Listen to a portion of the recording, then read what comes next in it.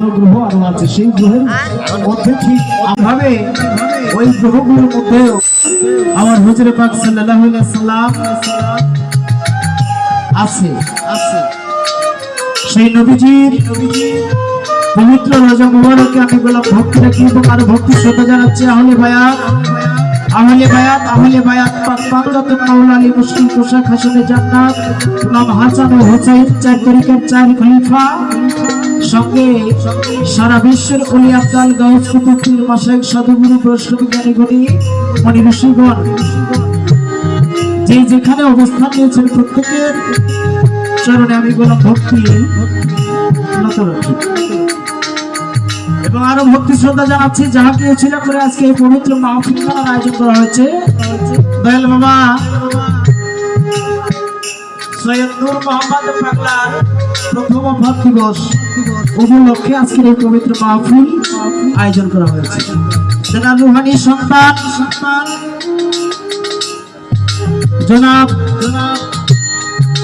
রুহুল আমিন ভাই দাদাজির পবিত্র চরণে ভক্তি নিবেদন করি এবং তেনার রোজাত সন্তানাদি যারা আছেন প্রত্যেকের প্রতি শ্রদ্ধা জ্ঞাপন করছি। এবং আমার বাবাজি নূর মোহাম্মদ নূর পাগলা তেনার ভক্ত আশেকান এবং তরিকত জগতে যারা রয়েছেন রুহানির সন্তান তিনি প্রত্যেকের চরণে শ্রদ্ধা জ্ঞাপন করছি এবং আরো ভক্তি শ্রদ্ধা জানাচ্ছি। অত্র মাহফিলে যারা আয়োজন করেছে, যারা সুন্দরকে আরো সুন্দর করে সাজিয়ে তোলার জন্য প্রত্যেকে শ্রদ্ধা জ্ঞাপন করছি এবং আরো সাথে ভক্তি শ্রদ্ধা জানাচ্ছি এবং আরো ভক্তি শ্রদ্ধা জানাচ্ছি। অত্র থানার বর্তমানে জেনারা দায়িত্ব আছেন, অত্র ইউনিটের জেনারা দায়িত্ব আছেন, অত্র ওয়ার্ডে যারা দায়িত্ব আছেন, অত্র এলাকার ছাত্রবৃন্দ এবং মুরব্বিয়ান যারা আছেন প্রত্যেকের প্রতি শ্রদ্ধা জ্ঞাপন করি এবং আরো ভক্তি শ্রদ্ধা জানাচ্ছি। আমার গর্ভধারিণী মা জন্মদাতা পিতা ও মায়ের চরণে ভক্তি নিবেদন করে এবং আরো ভক্তি শ্রদ্ধা জানাচ্ছি। আমি যাহার নামের উপরে আমাকে বিলীন করার চেষ্টা করি, জানি না হবো কিনা, আর দয়াল আমাকে কবুল করবে কিনা। আমার বিনি কেবলা দয়াল বাবা বেলাল নুরিয়াল সুরেশ্বরী বাবা জানের পবিত্র পদে ভক্তি নিবেদন করে এবং আরো ভক্তি শ্রদ্ধা জানাচ্ছি। আমার সুরেশ্বরে যত আওলাদ বৃন্দ রয়েছে, যাই হোক আমার ভাই বাংলাদেশের সুনামধন্য গায়ক তিনি গান করলেন, বললেন তিনি যুদ্ধ করতে আসে নাই। আসলে আমরা যুদ্ধ করার জন্য প্রস্তুত না, কেননা আমরা যদি নিজেরা যুদ্ধ করি তাহলে আমাদের সাথে সামিল হয়ে আহলে বায়াতের সদস্যবৃন্দ হবে না। কেন হবে না? আমরা যদি নম্রতা বজায় না রাখি ও ভদ্রতার সাথে যদি চলাফেরা করি তাহলে সেই ক্ষেত্রে দেখা যায় মানুষ আমাদেরকে গালিগালাজ দিয়ে বলবে যে এরা ভালো না, এদের কথা শুনে আমরা কি করবো। কিন্তু তারপরে একটা কথা আছে, কথা হয়েছে সাপের গর্ভে থেকে বা সাপের ডিম থেকে যত ছোট সাপই জন্ম নেই না কেন সেটার মধ্যে বিষ আছে। তেমনি হইতেছে বাউল শিল্পীরা,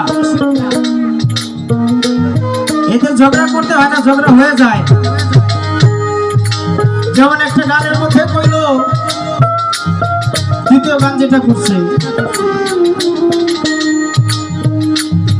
যে পাপী বান্দারে তুমি কি দিবা, পাপী বান্দারে যদি আল্লাহ বাঁচায় না রাখে তাহলে তো নমরুদ করার কথা ছিল যে সময় জন্ম নিয়েছে তখনই, তাই না? নমরুদ এত পরিমাণ অন্যায় করছে যে অন্যায়ের পরেও আল্লাহ তাকে বাদশাহী দিয়েছে।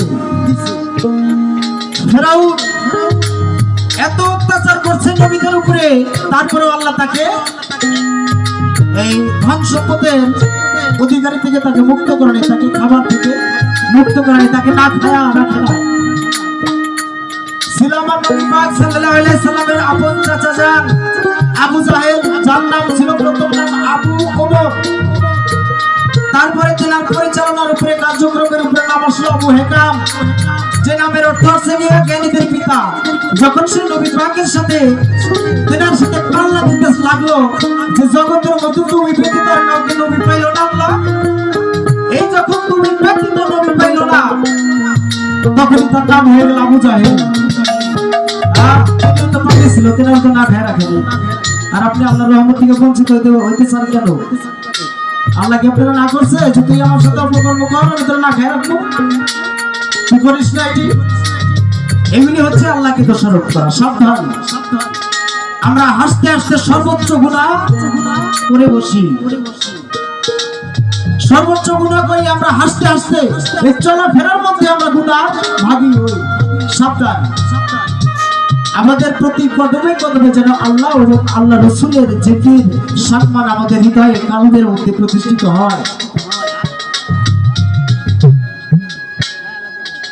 আমার নবী পাক 18 জিলহজ বিদায় ভাষণের মধ্যে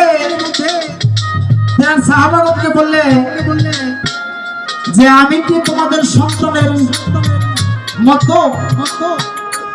সাহাবাগণ বলতেছে ইয়া রাসূলুল্লাহ আমাদের সন্তানকে আপনার চরণে অর্পণ করে দিয়েছি। সুবহানাল্লাহ বলেন, বলেন জোরে। আল্লাহ রাসূল আবার বললেন যে আমি কি তোমাদের মতো তোমাদের হয়েছি? ইয়া রাসূলুল্লাহ আমাদেরকেও আপনার চরণে দিয়েছি। পুনরায় আবার এমনি ভাবে বললেন যে তোমাদের সমস্ত কিছু অধীনে কি আমি আছি? বললো যে হ্যাঁ, আমাদের জীবন এবং যৌবন যাহা কিছু আছে সমস্ত অধীনে আপনি রাসূল। তো যাই হোক, আগে একটি আমার রাসূলের সামনে আরম্ভ করি। ধন্যবাদ সকলকে, সকলেই ধৈর্য সহকারে শ্রবণ করবেন। বাবাজি, গানকে 5 ভাগে বিভক্ত করা হয়েছে। যে গানের মধ্যে নবী রাসূল ওলিয়া উল্লাহদেরকে আলোচনা করা হয় সেই গানগুলি সুন্নতে পরিণত। আল্লাহকে নিয়ে যেগুলি করা হয় সেগুলি সুন্নতে পরিণত হয়েছে, রসুলকে নিয়ে যেগুলি করা হয়েছে সেগুলি ফরজ ঘোষণা করা হয়েছে। এবং অলিদেরকে নিয়ে যে আলোচনাগুলো করা হয় পর্যক্রমে এমনি ভাবে এই গান বাজনাগুলোকে বিশ্লেষণ করা হয়েছে। ধন্যবাদ সকলকে। এবার আমি একটি আল্লাহ রসুলের সাথ থেকে আরম্ভ করি, বা আল্লাহর প্রশংসা বানিয়ে বলতে পারেন। ধন্যবাদ সকলকে।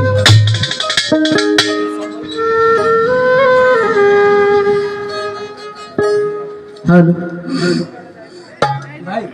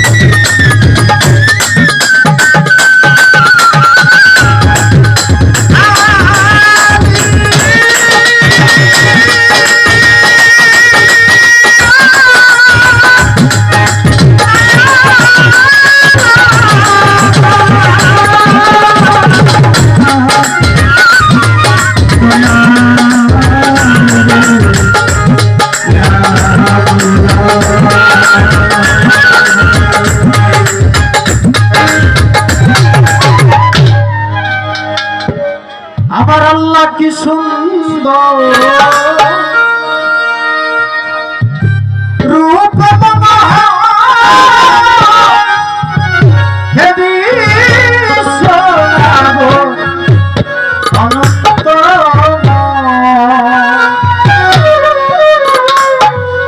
সুন্দর হতে এ ধরাতে দিতে গেল নামের পরিচয় বলা, দিতে গেল পরিচয়